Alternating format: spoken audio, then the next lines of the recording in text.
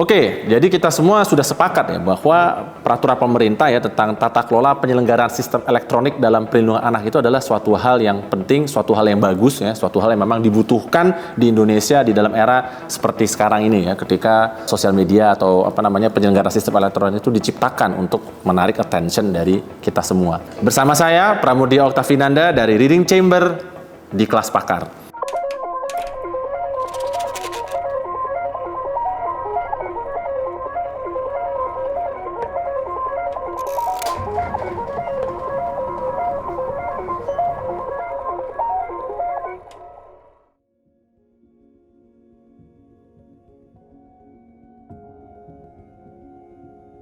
Ketika kita melihat peraturan ini kan, bagaimana suatu peraturan itu didesain akan sangat berpengaruh supaya peraturan tadi tidak hanya menjadi macan kertas. Dan kalau kita lihat, banyak sekali kewajiban-kewajiban yang dibebankan kepada penyelenggara sistem elektronik tadi, termasuk tadi harus memperoleh konsen dari orang tua ya, kalau misalnya ternyata anaknya masih kecil itu kayaknya dia harus bisa membuat sistem yang bisa memindai, memastikan benar nggak nih orang yang masuk ini anak kecil yang kemudian jadi butuh persetujuan dari orang tuanya. Dia juga harus memastikan jangan sampai dia menciptakan sistem yang bisa disalahgunakan, kemudian juga menggunakan taktik atau cara atau praktik terselubung gitu ya, yang tidak transparan, yang kemudian bisa mendorong si anak bahkan untuk mengungkapkan data pribadinya. Jadi ini peraturan yang menurut saya bahkan luar biasa sekali karena sangat peduli pada privacy, dan dia juga mencegah jangan sampai mereka ini menggunakan cara-cara atau taktik-taktik gitu ya, karena memang ini ada sainsnya sebenarnya ya, bahwa ada cara-cara dan teknik-teknik yang bisa digunakan supaya orang itu terpikat ya kan. Tadi kan dalam episode yang sebelumnya kita pernah bicara tentang tadi kan siren gitu kan,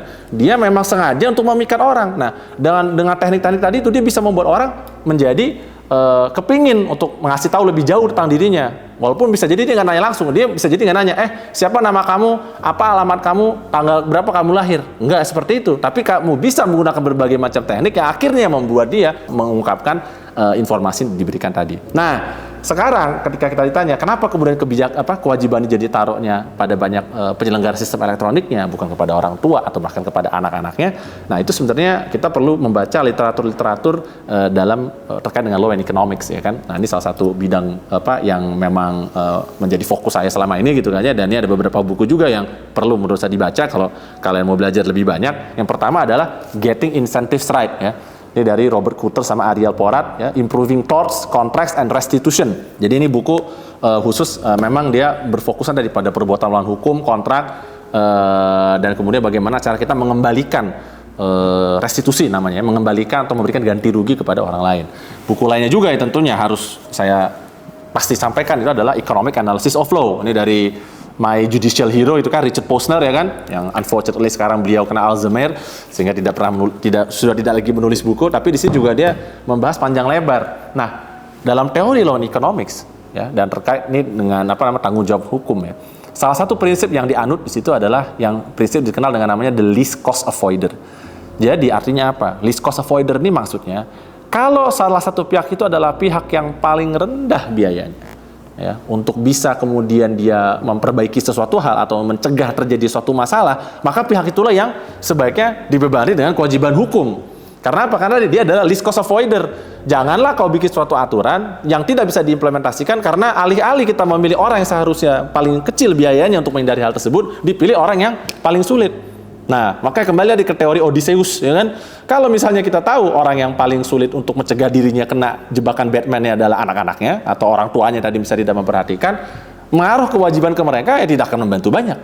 Makanya dipilih si perusahaan-perusahaan penyelenggara sistem elektronik. Karena penyelenggara sistem elektronik sudah pasti insentifnya akan selalu align. Karena apa? Mereka adalah businessman.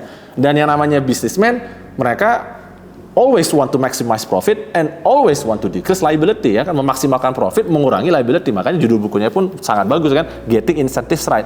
Karena tadi bisnis itu rasional. Gimana caranya saya bisa meminimalisir biaya yang timbul kalau bisa tiba-tiba saya dibebani dengan suatu kewajiban hukum. Dan itulah akhirnya yang menyebabkan di dalam peraturan pemerintah ini mereka dibebani dengan berbagai kewajiban dan kemudian diberikan sanksi administratif. Mungkin Anda bertanya, kok sanksinya administratif ya? Kenapa bukan sanksi pidana? Sedikit intermezzo bahwa kalau dalam sistem hukum Indonesia memang peraturan pemerintah itu tidak boleh membuat atau tidak boleh mengenakan yang namanya sanksi pidana.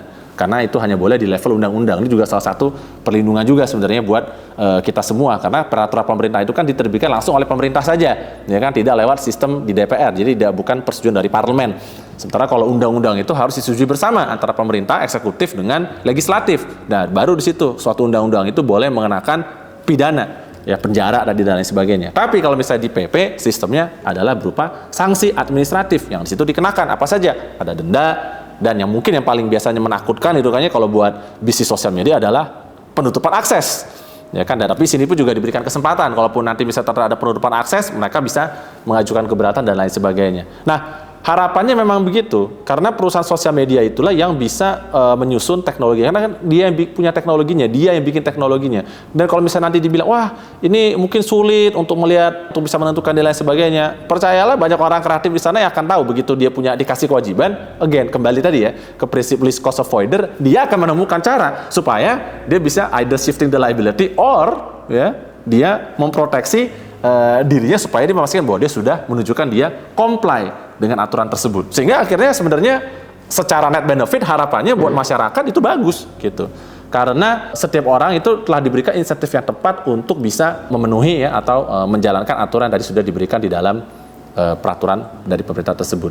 Nah, mungkin juga ada pertanyaan tambahan ya kan, kenapa sih sampai segitunya ya kita harus memberikan sanksi-sanksi sampai seperti ini? Kenapa sampai harus seperti itu? Nah, di salah satu episode yang sebelumnya kita bicara ini terkait dengan attention economy ya kan, kita khawatir menimbulkan adiksi dan lain sebagainya. Tapi kalau kita kembali juga ke PP ini, salah satu hal lain juga adalah menghindari adanya pornografi, menghindari lagi adanya info-info yang tidak tepat, berbahaya gitu ya, konten kekerasan, konten berbahaya bagi keselamatan nyawa, dan konten lain tidak sesuai untuk peruntukan anak, serta eksploitasi anak sebagai konsumen, mengancam keamanan data pribadi anak, serta menimbulkan gangguan kesehatan psikologis anak dan gangguan fisiologis anak. Ini kita mungkin bisa masuk nih ya ke beberapa buku lain juga yang menarik, yang kebetulan pas banget nih. Saya juga lagi baca, dan ini terkait dengan psikologi khususnya ya. Jadi yang pertama ini adalah buku dari J.W. Freiberg ya. Dia ini seorang psikiater, psikolog juga ya, dari PhD-nya tentang psikologi, psikiatri, tapi dia juga JD dari Harvard. Jadi dia ini lawyer sekaligus psikiater. Jadi buku-bukunya ini dia punya 3 buku trilogi sebenarnya. Yang pertama itu adalah Four Seasons of Loneliness. Kemudian yang ini adalah Surrounded by Others and Yet So Alone.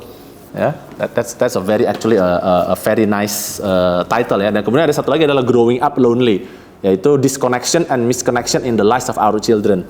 Jadi fokus dari J.W. Freiberg ini adalah memang pengaruh dari kesendirian ya, feeling alone itu ya, feeling detached terhadap khususnya karena dia dulu bekerja itu di klinik anak gitu ya, klinik adopsi anak, sehingga dia memang banyak menangani kasus-kasus hukum terkait dengan anak-anak kecil, baik terkait dengan kasus adopsi atau terkait bahkan dalam salah satu kasus yang menarik di sini ada satu anak kecil itu menyewa dia sebagai lawyernya untuk menyelidiki kenapa bapak dan ibunya anak tersebut tidak bisa connect dengan anaknya. Ini katanya makanya di judul title-nya adalah The Child That Is Too Old. Karena untuk seorang anak umur 10 tahun, bahkan saya aja pun bingung gimana caranya dia bisa menyadari tidak ada koneksi antara dia dengan bapak dan ibunya, dan kemudian dia mencari seorang lawyer untuk menyelidiki. Dan kenapa dia juga mencari seorang lawyer, saya juga bingung. Jadi dia memang meretain lawyer ini walaupun dengan bayaran sangat murah gitu ya, dan tentunya karena dia banyak kerja pro bono, melihat kenapa kok bisa tidak muncul koneksi dan lain sebagainya. Nah, dalam salah satu kasus ini dia jadi melakukan semacam simposium, ya kan? Ini buku tahun 2019 nih ya.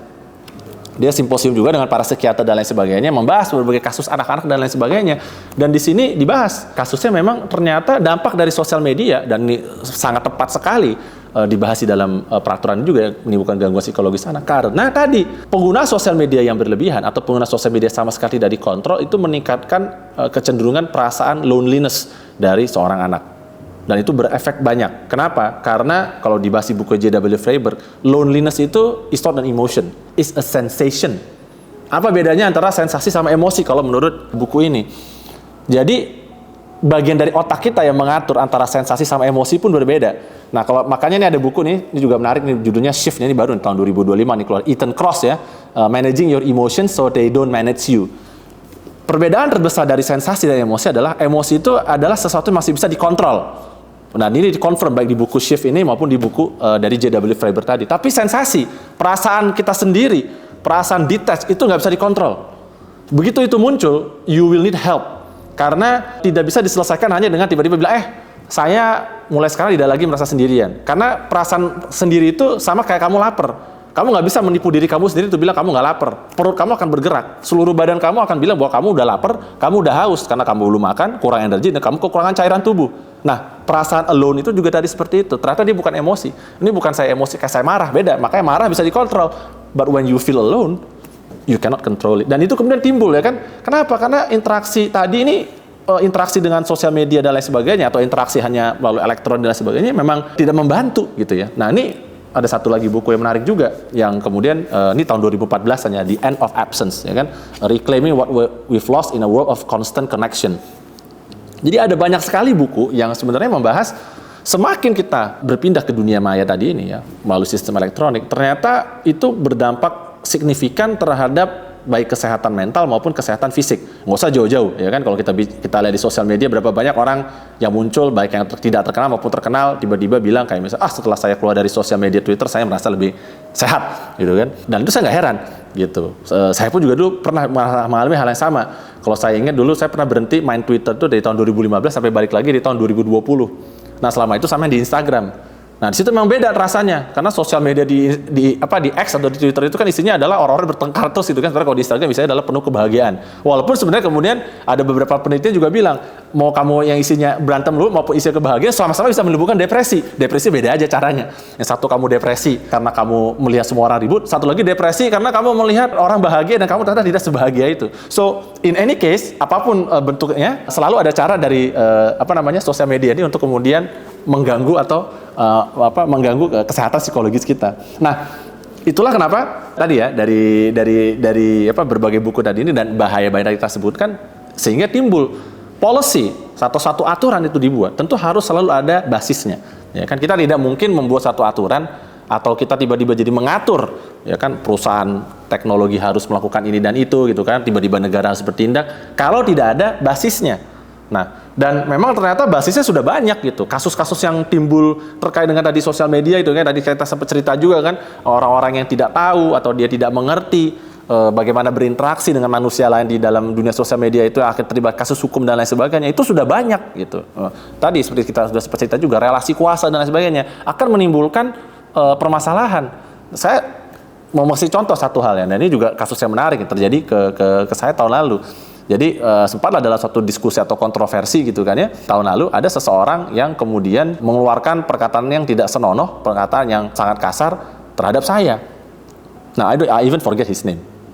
Tapi waktu itu saya kaget adalah paling nggak ketika bagi sebagian orang yang kemudian mencoba melakukan serangan online seperti itu, mereka pakai akun anonim. Tapi orang yang bersangkutan ini pasang wajah aslinya, pasang nama aslinya, dan sangat gampang untuk dicek di LinkedIn-nya, sehingga kita bahkan tahu dia kerja di mana. Nah, akhirnya I make an example of this guy, ya saya ngingetin lah gitu kan ya, saya bilang ini berbahaya sekali, sangat mudah sekali ditaruh di undang-undang ITE dan lain sebagainya. And look, saya nggak pernah ngelaporin orang, saya juga nggak pernah ngebawa kasus dan lain sebagainya, because I don't have the time and energy to crush ants gitu lah ya. Ngapain? You don't have to do that. Tapi saya khawatir jangan sampai orang seperti ini jatuh kalau dia nanti ketemu orang yang tidak akan ragu-ragu dan tidak akan segan untuk menggunakan kekuasaan dan lain sebagainya untuk menghancurkan hidup dia.